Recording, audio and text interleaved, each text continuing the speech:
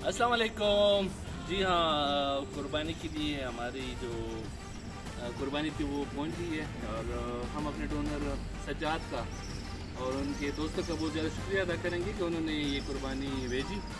ये अभी यहाँ के एडमिटेड पेशेंट्स के लिए, हमारे पर्सन विद डिसेबिलिटीज़ जितने फ्रेंड्स हैं उनके लिए ये डोनेट की गई है और इंशाल्लाह आगे और दूसरी कुर्बानियाँ भी आ रही हैं, वो भी हम आपके साथ वीडियो शेयर करेंगे और इसके लिए उनका ज़्यादा शुक्रिया अदा करेंगे और दोस्तों से भी ये रिक्वेस्ट करेंगे कि वो अपने करीबी किसी अस्पताल में जहाँ पे पेशेंट्स होते हैं या जहाँ पे एडमिटेड लोग हैं या अफराद मामूरी जो सोसाइटी में जो कुर्बानी नहीं कर सकते हैं, उनके लिए वो इस तरह की कुर्बानियाँ और गोश्त का इंतज़ाम करें ताकि वो भी ईद की खुशियाँ में आप लोग के शरीक हो सकें। और काफ़ी अच्छा ही हमें कुर्बानी मिली है, देखिए इनके साथ हम खेलते भी हैं, काफ़ी मज़े का है। थैंक यू, जज़ाकल्लाह।